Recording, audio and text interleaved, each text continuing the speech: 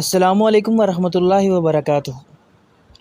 عظیم ہستیوں کے تاثرات اور نظریات کے علاوہ ان کی پیدائش کی داستانیں بھی دہرائی جاتی ہیں، رقم کی جاتی ہیں۔ ٹیپو بھی انہی عظیم ہستیوں میں سے ایک ہے جن کی پیدائش اور نظریات کی داستانیں رقم کی جاتی ہیں۔ ٹیپو کے باپ کا نام حیدر علی تھا۔ حیدر علی کی بیوی نے اسے محض ایک لڑکی سے نوازا تھا اور زچگی کے دوران ہی وہ فالج کے حملے کا شکار ہو گئی تھی۔ اس کی ایک بہترین دوست نے اس کی تماداری کی اور نگاہ دست سر انجام دی۔ اس دوست کا نام فخر النساء تھا اور یہ فخر النساء کچھ عرصے بعد حیدر علی کی دوسری بیوی بنی تھی۔ حیدر علی نے اس امید کے پیش نظر اسے شادی کی تھی کہ عین ممکن تھا کہ وہ اسے ایک لڑکے سے نوازے، ایک وارث سے نوازے۔ تاہم شادی کے 5 برس بعد بھی فخر النساء کی گود ہری نہ ہو سکی۔ حیدر علی کے علاقے میں اللہ تعالیٰ کے ایک برگزیدہ بندے کا مزار تھا۔ اللہ تعالیٰ کے اس برگزیدہ بندے کا نام ٹیپو مستان تھا۔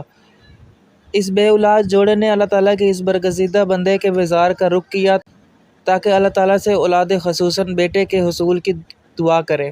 حیدر علی ایک کٹر مذہبی شخص نہ تھا بلکہ وہ ایک سپاہی کی ناشائستہ زبان استعمال کرنے کا عادی تھا اور اپنے دوستوں کے ہمراہ شراب سے بھی دل بہلاتا تھا اور نازیبا داستانیں بیان کرتا تھا، لیکن اپنی بیوی کی درخواست پر وہ اس کے ہمراہ اللہ تعالیٰ کے اس برگزیدہ بندے کے مزار پر حاضری دینے پر آمادہ ہو گیا تھا۔ اس نے مزار پر خرچ کرنے کے لیے کثیر رقم نذرانے کے طور پر بھی پیش کی۔ فخر النساء اس مزار پر 7 یوم تک مقیم اور عبادت میں مصروف رہی اور اللہ تعالیٰ سے دعا مانگتی رہی۔ بالآخر اس درسگاہ کے متولی نے فخر النساء کو یہ نوید سنائی کہ اسے 2 بیٹوں کی ماں بننے کا اعزاز حاصل ہوگا۔ اس متولی نے اپنی بات جاری رکھتے ہوئے مزید کہا، لیکن ان بیٹوں کا کیا فائدہ جو جنگ میں مارے جائیں گے؟ فخر النساء نے چلاتے ہوئے کہا کہ نہیں، وعدہ کرو کہ میرے بیٹے زندہ سلامت رہیں گے۔ متولی نے جواب دیا کہ اگر تم یہ وعدہ کرو کہ تمہارے ہاں جو پہلا بیٹا جنم لے گا تم اسے خدائے بزرگ و برتر کے ایک خادم کے طور پر وقف کر دو گی، وہ محض خدائے بزرگ و برتر کی خدمت سر انجام دے گا اور اس کے علاوہ کسی کی خدمت سر انجام نہیں دے گا۔ فخر النساء نے جواب دیا، تمہارا بہت شکریہ، میں وعدہ کرتی ہوں کہ وہی کچھ کروں گی جو کچھ کرنے کے لیے تم نے مجھے کہا۔ فخر النساء جب رخصت ہونے کے لیے اپنے پالکی میں بیٹھی تب اس متولی نے چلاتے ہوئے کہا کہ تمہارا بیٹا ایک سلطان ہوگا، لہٰذا کہو کہ مقدس ٹیپو۔ لہٰذا حیدر علی کے پہلے بیٹے کا نام اس کی پیدائش سے پیشتر ہی رکھ دیا گیا تھا۔ اس مزار کی زیارت کے 9 ماہ بعد ٹیپو سلطان نے جنم لیا۔ اسے سلطان کا نام پہلے ہی روز سے عطا کر دیا گیا اور اس نام کو اس نے تخت نشینی ہونے کے بعد نہیں اپنایا تھا۔ ٹیپو سلطان کی ولادت کے بعد 4 برس مزید گزر چکے تھے لیکن ابھی دوسرے فرزند کی آمد نہ ہوئی تھی۔ اب ٹیپو سلطان کی تعلیم و تربیت کا بھی آغاز ہو چکا تھا اور چونکہ اس کا مستقبل غیر یقینی تھا لہٰذا اسے مذہبی اور ادبی مضامین میں تعلیم دی جا رہی تھی اور اس کے علاوہ گھڑ سواری اور دیگر امور کی تربیت بھی فراہم کی جا رہی تھی۔ اس نے انتہائی برق و رفتاری کے ساتھ لکھنا اور پڑھنا سیکھ لیا تھا اور اوائل عمر میں ہی خوش نویسی میں بھی مہارت حاصل کر لی تھی۔ حیدر علی نے اعلان کر دیا تھا کہ اگر اس کا بیٹا اکلوتا ہی رہا تب وہ اسے خدا کے لیے وقف نہیں کرے گا بلکہ اسے شاہی امور کی تربیت دے گا اور اپنے جانشین کے طور پر تیار کرے گا۔ تاہم 5ویں برس کے دوران ٹیپو سلطان کی والدہ اثر نو حاملہ ہو گئی۔ یہ وہ وقت تھا جب کہ حیدر علی ڈنڈی گل کی جانب پیش قدمی کر رہا تھا۔ ایک بڑا فوجی قافلہ اس کے ہمراہ تھا۔ اس فوجی قافلے کا ہر اول دستہ 30 افراد پر مشتمل تھا اور اس ہر اول دستے کی کمان حیدر علی بذات خود سر انجام دے رہا تھا۔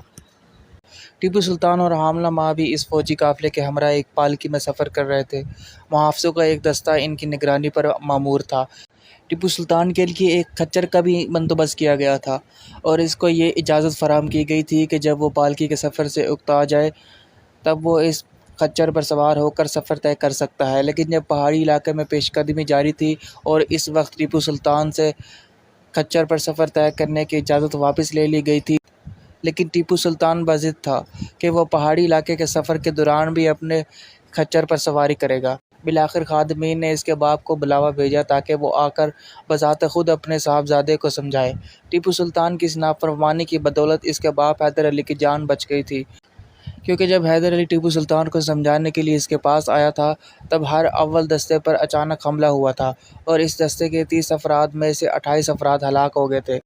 اس کے بعد پیش قدمی جاری رکھنے سے پیشتر حیدر علی کی سپاہ کو کئی گھنٹوں تک جنگ لڑنی پڑی تھی۔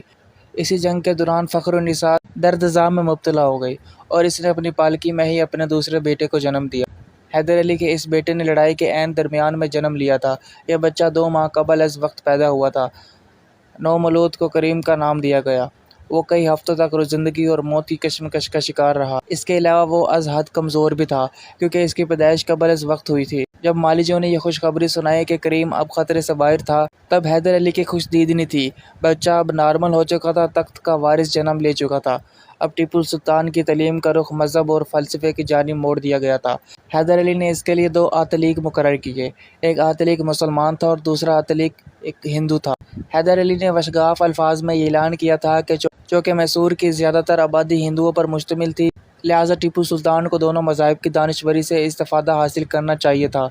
یہ اعلان اس نے اس بنا پر کیا تھا کہ ٹیپو سلطان کا مسلمان آتلیق حیدر علی کی موجودگی میں اس کے ہندو آتلیق کو برا بھلا کہتا تھا۔ ٹیپو سلطان نے اپنے بچپن میں جو مذہبی تعلیم حاصل کی، اس تعلیم کے اثرات اس کی تمام تر زندگی کے دوران اس پر نمایاں رہے اور اس تعلیم نے اس کی زندگی کو ایک مثالی رنگ میں رنگ دیا۔ یہ ایک ایسا رنگ تھا جو اس دور کے شہزادوں کے لیے موزوں تصور نہیں کیا جاتا تھا۔ حربی رموز سے آشنا کرنے کے لیے ٹیپو سلطان کے لیے جس آتلیق کا انتخاب کیا گیا تھا، اس کا نام غازی خان تھا۔